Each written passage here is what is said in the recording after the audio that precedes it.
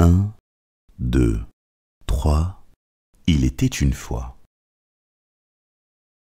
François le rat de Paris et la grande roue. Il était une fois, à Paris, un petit rat malin curieux nommé François. François habitait tout près de Père-Lachaise, dans une petite cachette entre deux pavés. Son meilleur ami s'appelait Henri, un vieux chat de gouttière qui connaissait Paris comme sa poche. Un beau matin ensoleillé, Henri proposa. « Miaou! Aujourd'hui, François, je t'emmène dans un endroit magnifique. Le jardin des Tuileries. » « Bonne idée, Henri. Pourquoi pas ?» Les deux amis trottinèrent ensemble, traversèrent des ruelles, longèrent la Seine et arrivèrent enfin au grand jardin.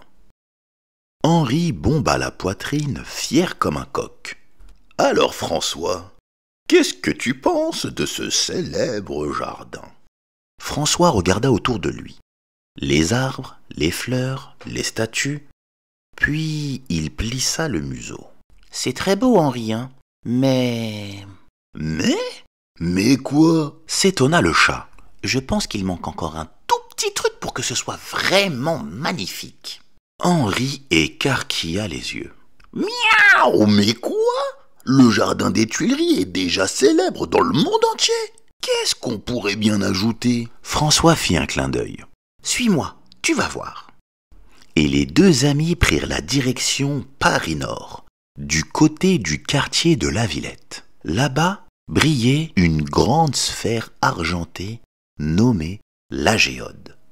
Henri bouche bée s'exclama. « Wow, mais qu'est-ce que c'est que cette grande boule qui brille ? » Miaou !»« C'est la Géode, » répondit François fièrement. « Et c'est ici que vit mon amie Jenny, une sauterelle très intelligente. Elle a aidé à construire cette sphère. » Soudain, une voix joyeuse résonna. « Tiens, mais qui vient me voir ?» dit Jenny en sautillant. « Hey, salut Jenny, comment tu vas ?»« Oh François, je vais bien, mais quel bon vent t'amène !»« J'ai une idée géniale pour rendre le jardin des Tuileries encore plus magnifique. Mais j'ai besoin de ton aide. »« Le jardin des Tuileries ? Mon aide ? Dis-moi tout !» répondit la sauterelle. « Il me faudrait de grandes armatures en fer. » Jenny réfléchit, puis claqua des ailes. « Je connais quelqu'un qui pourrait nous aider. Suis-moi !» Ils filèrent tous les trois jusqu'au pied de la majestueuse Dame de Fer, la Tour Eiffel. Là-bas, un élégant caniche marron avec un nœud rouge au cou les attendait. C'était Gustave. « Bonjour mes amis, que puis-je faire pour vous ?» dit Gustave. « Nous avons besoin de fer pour construire quelque chose d'extraordinaire, » dit Jenny.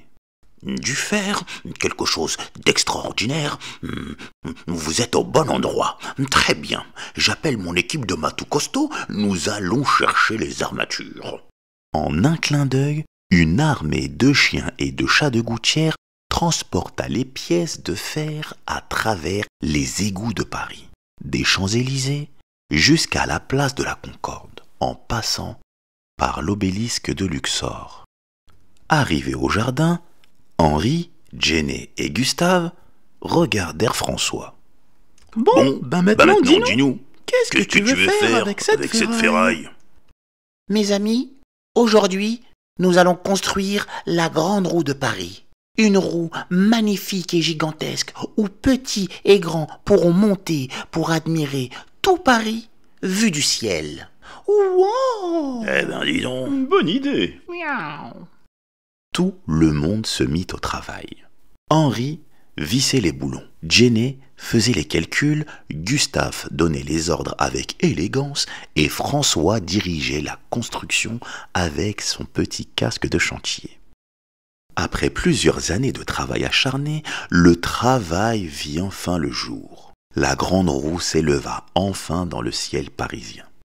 Le soir de l'inauguration, des milliers de lumières brillaient. Les touristes, les chats, les chiens, les rats, les sauterelles et tutti quanti, tout Paris était là.